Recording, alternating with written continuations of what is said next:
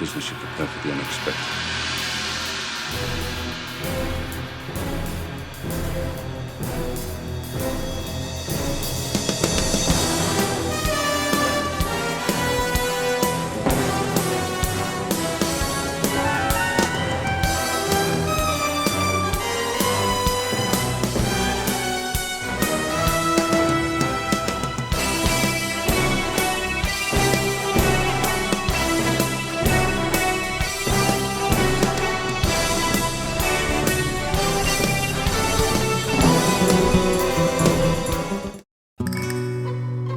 Personal taste.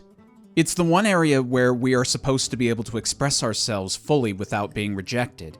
Yet in today's world, it can quickly escalate to blood feuds if we're not careful. The thing to keep in mind is that personal taste is not about making broad statements representing everyone's minds. It's much more narrow and simply means I like or dislike this thing. License to Kill has always produced a mixed response when you take everyone's views into account. And that's not surprising.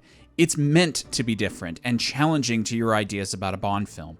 The movie strips James down to his bare essentials to see if he can survive a more personal story, removed from the elegant and escapist adventures of the past.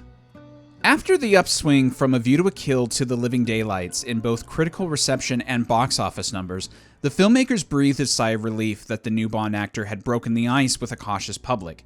With Timothy firmly established in the role, the ideas for Bond 16 signaled that the creative team wanted to steer into the skid with Dalton's interpretation and try a radical approach. John Glenn even acknowledged in interviews that it was a departure in many ways from tradition, yet they felt confident that the next film would allow them a creative freedom they had not felt in years, perhaps since the beginning of the series. The genesis for the story would be taken from current world issues involving drug barons. The script could be tailored to Dalton's strengths, and while the film would carry the identifiable elements that audiences came to expect from a Bond film, it would also carry that same crowd into a contemporary update of the character, continuing to cement the versatility of the greatest cinematic hero. It also ended up being the final Bond film for many of the key creative people who had been with the series for a long time, including Maurice Binder, Richard Maybaum, John Glenn, and even in a way, Cubby Broccoli. Though he would be present as a consulting producer for GoldenEye, License to Kill would be the final Bond film where he had an active producing role, often being on set and involved in almost every aspect of the production. A drug lord named Franz Sanchez is caught entering the US by the DEA, Felix Leiter, and James Bond right before Leiter's wedding. However, Sanchez bribes his way out of prison and sends his associates to kill the new Mrs. Leiter and maim Felix. Defying orders from MI6 and after having his authority revoked, Bond sets out to get revenge on Sanchez.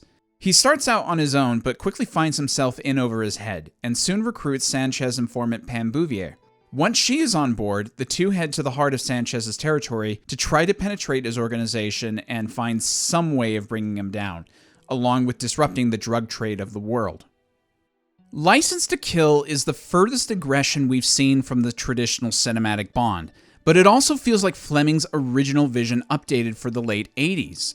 It's very much of its time, both in subject matter and execution. If you watch a lot of 80s action films like Die Hard, Lethal Weapon, RoboCop, or Rambo, you'll get what I mean. It feels far closer to those than Goldfinger and Thunderball. At the time, this seemed to suggest that Bond was squarely behind other films, trying to capitalize on their success in order to pave a new road forward.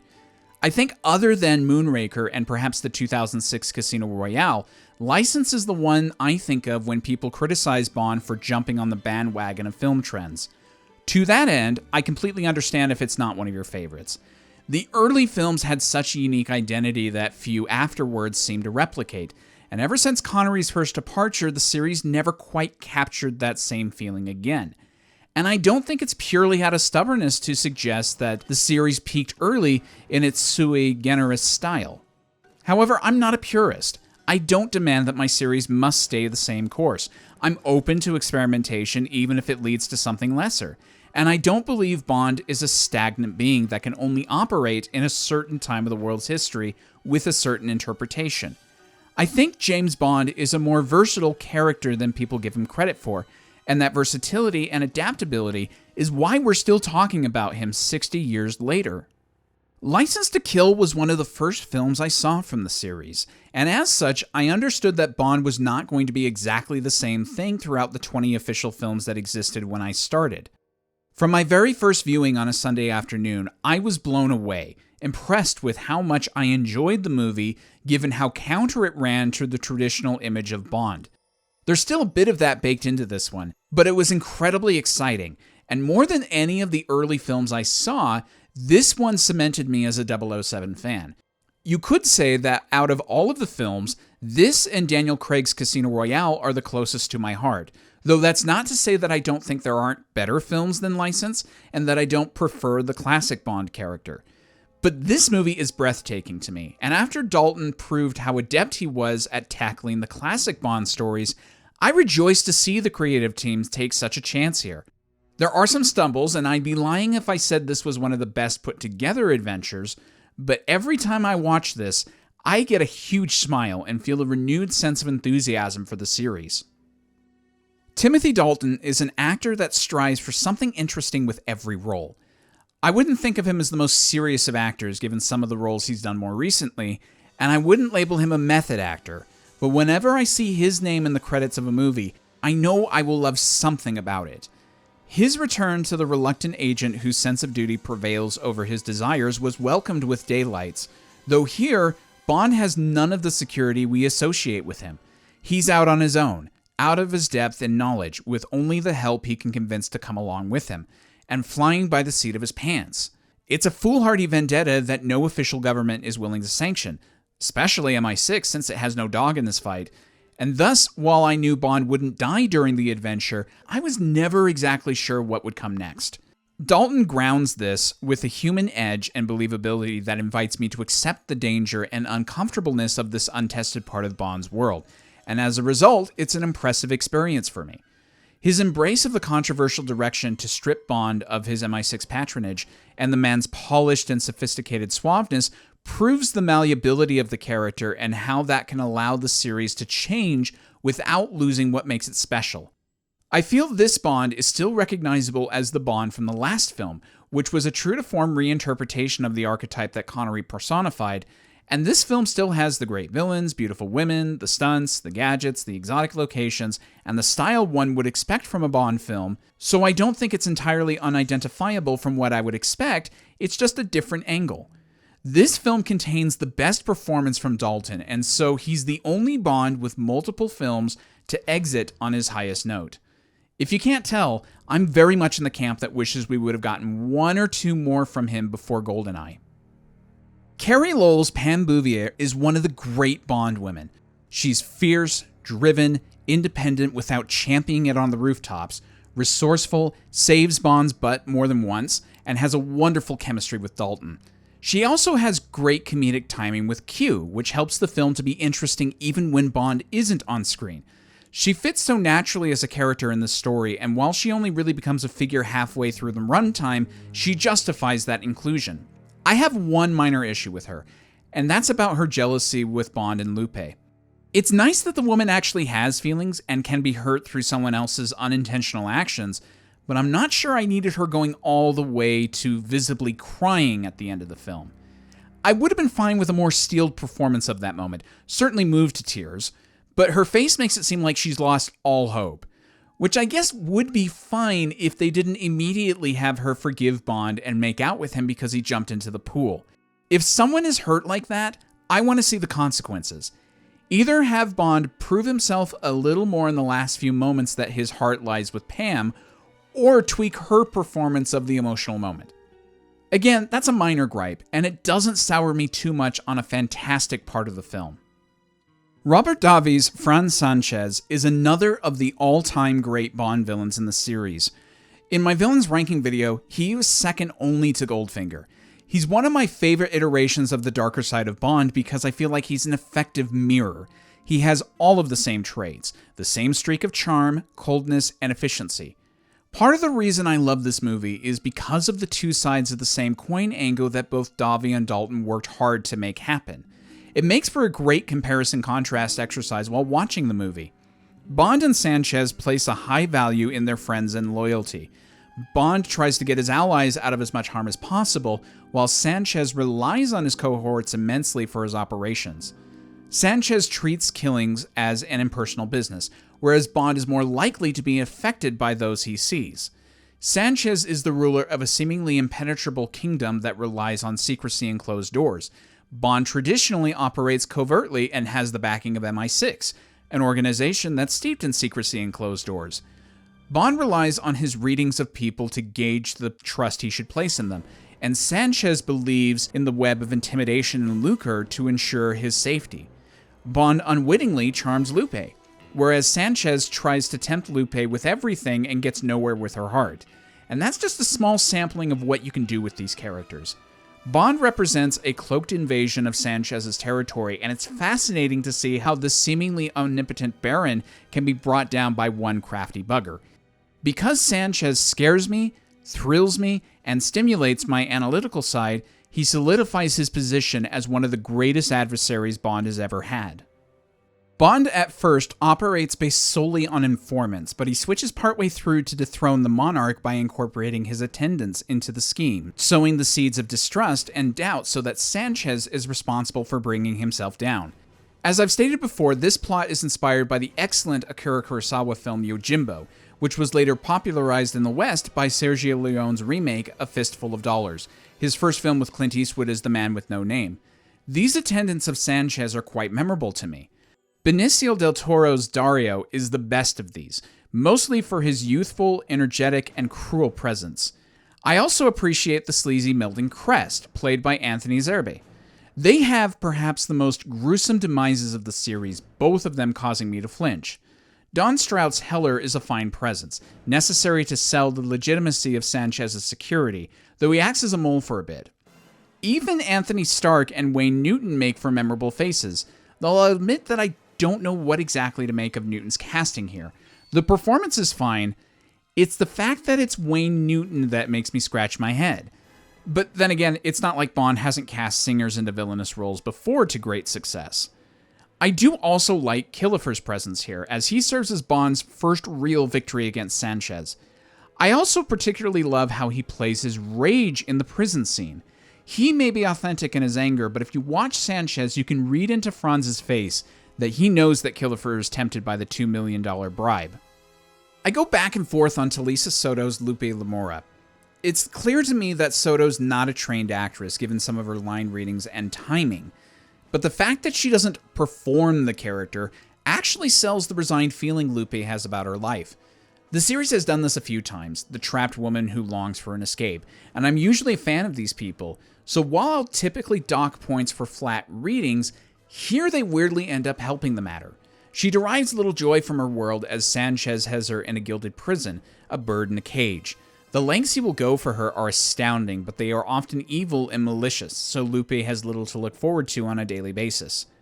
In time, she seems like a character who would have committed suicide before long, and Bond happens to be the brightest spot at the right time. So I guess put me in the positive camp regarding her, since the lack of emotions convinces me of how dead the character feels inside, though if she were playing any other role, I'd be harsher. Bringing back a previous Felix Leiter really helps with our needing to bond with the character quickly, and while David Hedison was perhaps the best since Jack Lord, the oddness of casting John Terry in the previous film does conflict a bit here. I'd rather have Hedison than Terry though, so maybe I got the best of a few crummy options. Sharkey is a lot like VJ, instantly likable and is easy to sympathize with. I really don't have any negatives to say about this guy, so his death hits a bit harder than most Bond ally deaths. I do like the presence of MI6 in the story. Robert Brown, in his final turn as the character, gets a great scene with Bond at the Hemingway house, and not since Majesties have we had a chance for M to deliver this impassioned of a performance. I don't have much to say for the Moneypenny bit, except that like the scenes in Daylights, she actually gets to influence the story. And that influence comes in the form of Desmond Llewellyn's best performance as Q. I know sending the Gadget Master out in the field has been a point of contention for some fans throughout the Moore era, but this is the film where it makes the most sense. Q decides to take leave in order to help Bond based on Moneypenny's concern, and he's having so much fun, equipping Bond in the field again and participating in the action a bit. He's the best source of comedic levity in a film that needs it, and this is my favorite use of him in the entire series. And there are still two more people I want to mention. Pedro Armendariz Jr. plays the corrupt president of Isthmus, and of course this is noteworthy as he is the son of Pedro Armendariz, who played Karen Bay all the way back in From Russia with Love. The last person will come off a bit odd to some, but it's Christopher Neame as Fallon, the MI6 agent in Isthmus. He sells his performance well, though it's a 60-second role, really. So why do I bring him up? Well, it's because he's an actor that brings back a lot of fond memories for me. Among his roles with Christopher Lee in Dracula in AD 1972 and his bit parts in Star Trek, Doctor Who, and The Prestige, I first knew him as the Dark Jedi leader Jarek in one of my favorite Star Wars video games, Dark Forces 2. Just a small connection that makes me smile. John Glenn, Cubby, and the crew finally make the push for this film to get a higher rating. This is the first Bond film to be rated PG-13 in the States and a 15 in the UK, along with some other similar ratings in other countries. Not that the previous Bond films were screaming for a higher rating, really, but several were starting to edge that line, with a few upping the emotional intensity and cursing counter. Quite honestly, I think a Bond film would be fine with any rating as long as it doesn't compromise the movie. I'm happy the filmmakers allowed this to go further in a story that really requires its edge. As Timothy said in an interview, the Bond films were never made to be family-friendly, quote, for 6 or 7-year-olds. And so while trying to go for mass appeal is a fine strategy with action films, there are times where you need that creative freedom more. Imagine if Schindler's List or Black Swan had been released with lower ratings. They probably still have some great scenes and moments in them, but watering down subject material that calls for a more mature approach does a disservice more often than not. Now, the opposite can be true as well. Putting more violence, swearing, and sex in films doesn't automatically make them any better. Some have accused License to Kill of doing this exact thing, but I don't see it. The story being told here demands stakes and emotions to be felt in the audience's bones, so I'm fine with going out on a limb here. And as I've already said, this movie gives license for Dalton to do what he wants with the part and be allowed to flourish. Until the Daniel Craig era, license is the most tailored for a specific Bond actor that we've seen in the series. The action scenes are spectacular, utilizing the best of the 80s Bond crew. Remy Julien coordinates the jaw-dropping tanker climax, making for one of the best finales in the series. The continuity is all over the place, but I can easily give that a pass when you have such crowd-pleasing moments as the truck on its hind wheels and the Stinger missile explosion. B.J. Worth and Jake Lombard help with the aerial sequence, particularly making an impact with the pre-credits, with Bond going fishing for Sanchez's plane. The underwater bits are some of the best in the series, mostly due to them not being drawn out and the editing remaining tight. Plus, the major underwater bit ends with one of the most underappreciated stunts in the series. The bar fight may seem a little mundane of a setting for Bond, but I like how he and Pam work with each other here. There's just not really a dud here for me with all of the action bits. Due to his surgery post-op, John Barry could not participate for this film's score, leaving the door for Michael Kamen to compose. I'm generally not a huge fan of Kamen's efforts for action films. I like him much better when he's providing a symphonic background for Metallica tunes, but this is the major exception. Part of that is that he has one foot in the rock and roll world, permitting the music to be heavier in its hits and more fierce in its orchestration. From the first notes of the gun barrel to the amazing versions of the Bond theme throughout to the wonderful Latin influence, this is a favorite score of mine, and much like Live and Let Die, it helps to give the film a unique identity. While some of John Barry's scores and David Arnold's efforts feel like they could have been written for any other film, Kamen's feels so tied to this entry that I could not mistake it as being from one of the others. It's a shame that a fuller soundtrack release has not yet happened. The title song, sung by Gladys Knight, has always had to compete in my mind with a lot of excellent Bond songs, and so it's never ranked highly for me.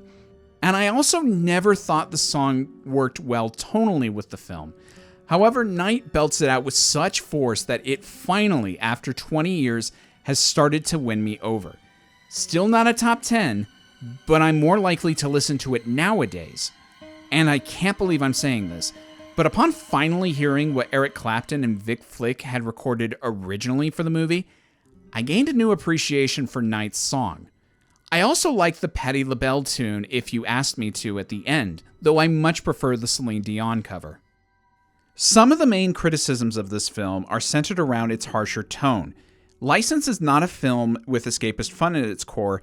It's a film striving for anything to give it an edge, to make the Bond series feel like it belongs at the forefront of contemporary action cinema. This is a goal that several others have had, and it can be a detriment. I dinged A View to a Kill for trying to be both contemporary and classic at the same time, though I think others like Skyfall really succeed at that. License isn't trying to be a classic Bond film, though I think that helps in it not being muddied in its identity. And as much as I love classic Bond, I'm fine with different takes. However, there are bits that seem to stand out for people, like the increased violence, the sudden appearance of ninjas, the televangelist Joe Butcher, the stingers, and the winking fish. I've already said my piece about the violence and why that doesn't bother me. I'm out of my depth when it comes to judging Joe Butcher. I enjoy the performance and I love the idea of using a religious order as a cover for drug sales, but I'm not really sure it fits with this film. I'm split on the stingers, as it seems like one extra complication to a story that doesn't need them, but I do like that Bond keeps screwing up other operations as he goes about his own vengeance. The winking fish does bug me, as it seems almost too cute of an ending for this story. Finally, let's talk about the ninjas. I know this is a sore spot for some, but frankly, I don't see the issue. An undercover Hong Kong narcotic agent would have some sort of protection, and we do see them spying on Bond before the assassination attempt, so they don't come completely out of nowhere. Making the protection a martial arts focused duo does seem a little typical, but I quickly get over the initial shock, and they're only in the film for a few minutes, so it doesn't weigh much on me. License to Kill is not for everyone, and that's perfectly understandable. It's an acquired taste, and I don't think you're stupid for not liking it. It also doesn't mean that I'm better than you because I do. I think it's one of the most entertaining and original entries in the series, though I can appreciate how the tone and execution of the base idea turns people away. License to Kill at times seems to want nothing to do with what Bond had established as its cinematic identity over 25 years, and knowing what contemporary films had been offering at this time, it does seem to be an attempt to do what they did in order to stay relevant with modern audiences. However, I would argue that it still has all the trappings of a classic Bond film. Timothy is playing the truest version of the Fleming character we've seen on screen. It has several great characters, and there are so many moments that combine vigor, fun, and a general sense of badassery that I can't help but be entertained throughout the ride. It remains one of my favorites in the series, and much like I did with Daylights, I almost immediately put it back into the player because I enjoyed the viewing that much. Unfortunately, the mixed reception must be addressed. Some critics thought, like me, that it was the best that we had seen in years, while others were quick to put it in the column of worst films in the series. Box office-wise, it was released during a very crowded summer, given a poor marketing campaign, and came after a period of lower theater attendance in general. At the time, it seemed to be another sophomore slump, with even Dalton expressing some concern over the future of the series.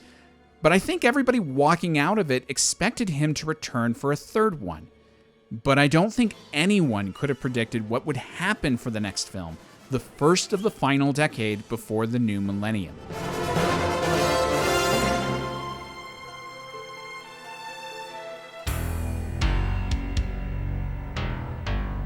Timothy Dalton came to the role with a lot of respect and well-crafted notes.